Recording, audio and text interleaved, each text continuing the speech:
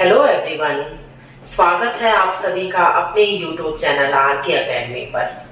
आज की जो वीडियो है हमारी हिस्ट्री में गुप्त साम्राज्य का जो सेकंड पार्ट है उससे रिलेटेड है। हमने जो पिछली वीडियो की थी उसमें हमने गुप्त साम्राज्य के फर्स्ट पार्ट को किया था, जिसमें हमने गुप्त साम्राज्य के जो भी मेन राजा थे, संस्थापक, उनके बारे में जो भी फैक्ट्स थे वो हमने पढ़े थे।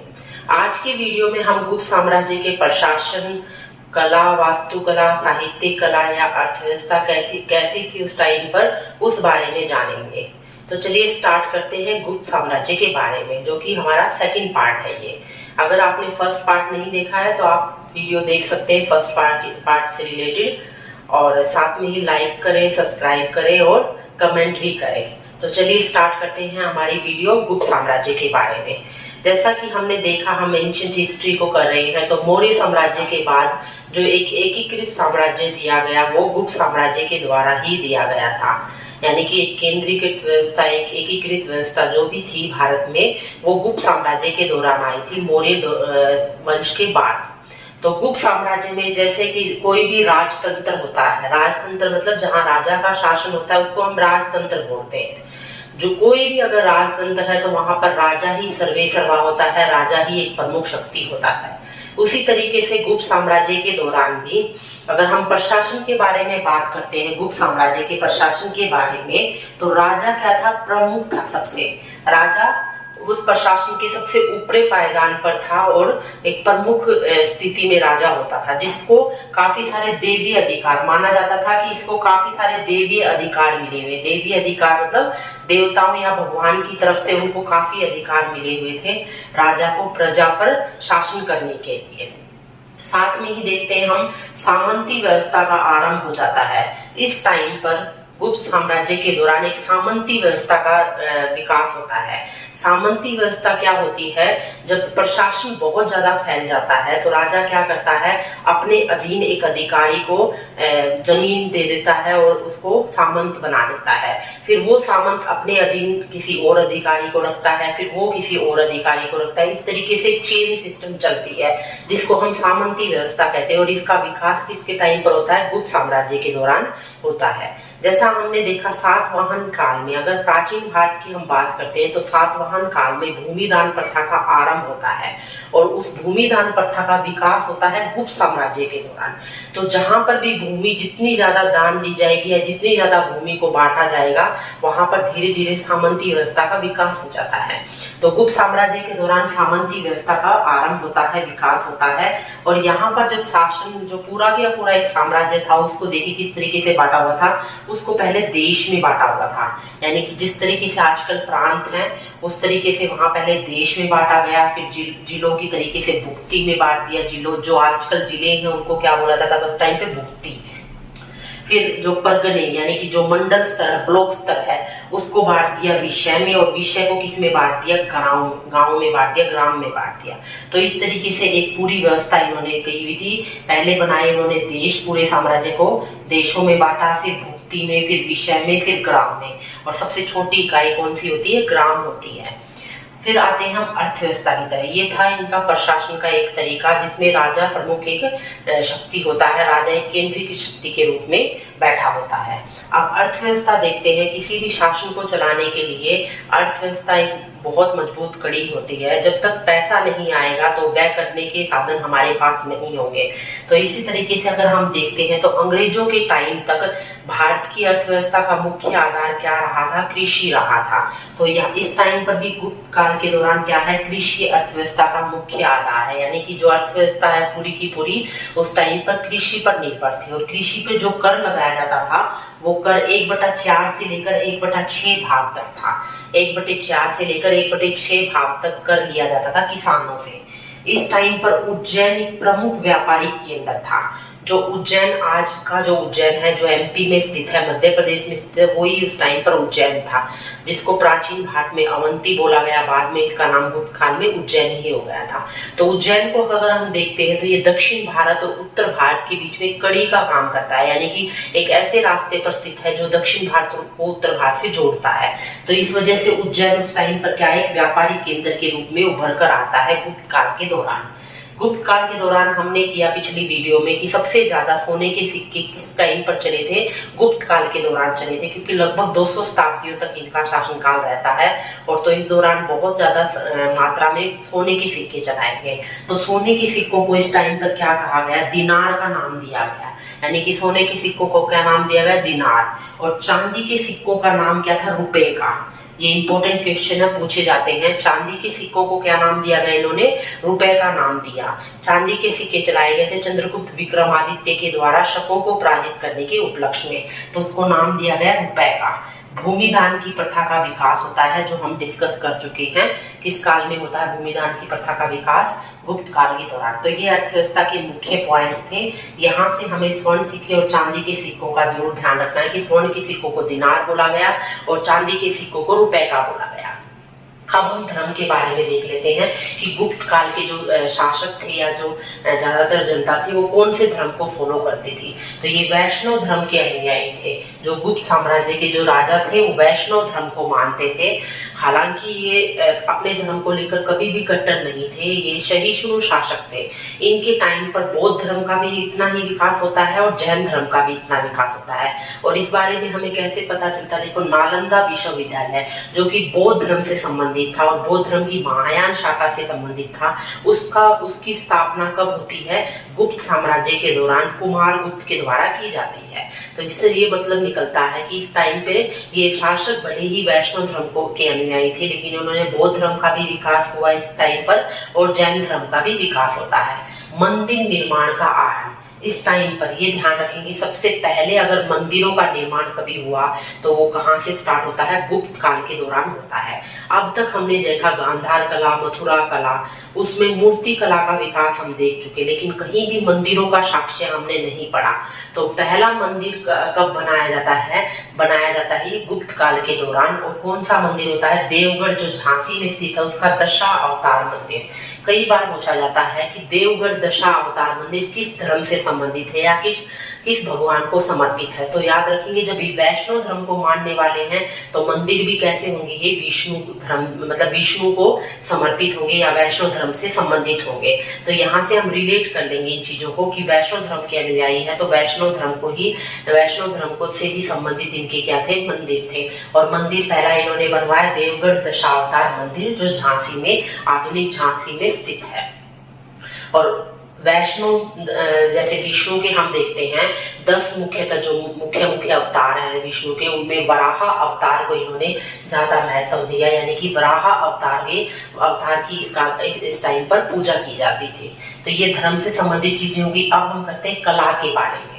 गुप्त काल के दौरान काफी सारी कला में विकास हुआ। कला जैसे वास्तुकला, स्थापत्य कला, चित्रकला या साहित्यिक कला, इन सारी कलाओं का विकास होता है गुप्त काल के दौरान। अब इन कलाओं में देखिए सबसे पहले हम पढ़ते हैं नागर शैली का विकास।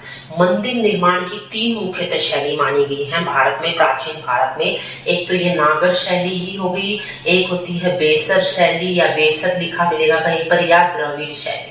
ये 3 शैलियां, कई बार इनसे क्वेश्चन ये पूछा जाता है, यही पूछ लेते हैं कि नागर, बेसर और द्राविड़ शैली ये किससे संबंधित है। तो ध्यान रखेंगे मंदिर निर्माण की या स्थापत्य कला की एक शैली है, स्थापत्य निर्माण की एक शैली है नागर, बेसर और द्रविड़।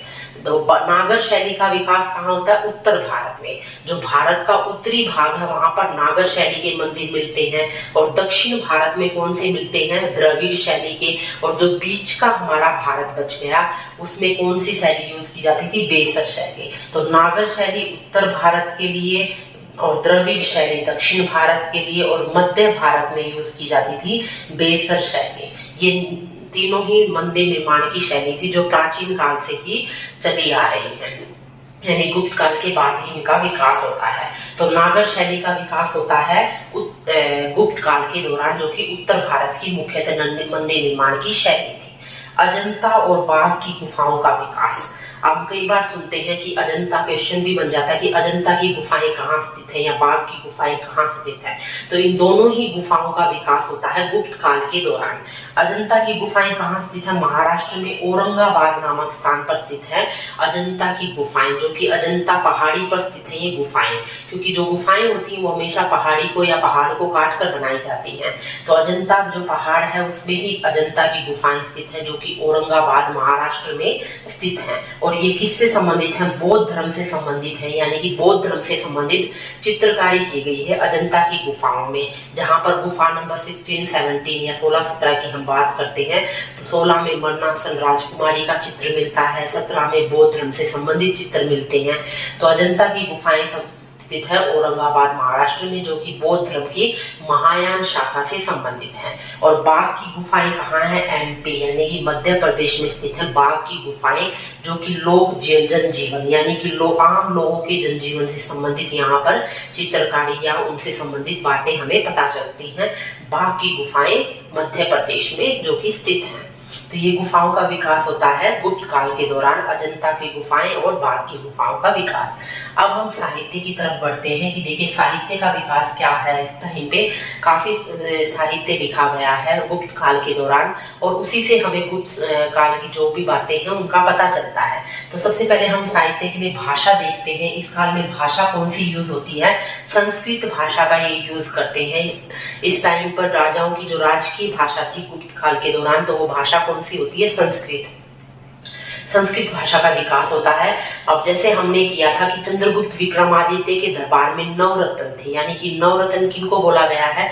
जो 9 प्रमुख विद्वान थे, जो अपने अपने क्षेत्र में काफी अच्छे थे, उनको 9 रत्न की संज्ञा दी गई है। और 9 रत्नों में जो भी मुख्य हमारे विद्वान थे उनके बारे में हम पढ़ते हैं। कालिदास, सबसे पहले हम कालिदास का नाम सबने सुना होगा। कालिदास को बोला जाता है भारत का शेक्सपियर, ठीक है। तो कालिदास को बोला जाता है भारत का शेक्सपियर, जिन्होंने किन किन पुस्तकों की रचना की? एक तो अभिज्ञान शाकुंतलम, इनकी पुस्तकों से संबंधित क्वेश्चन बनते हैं।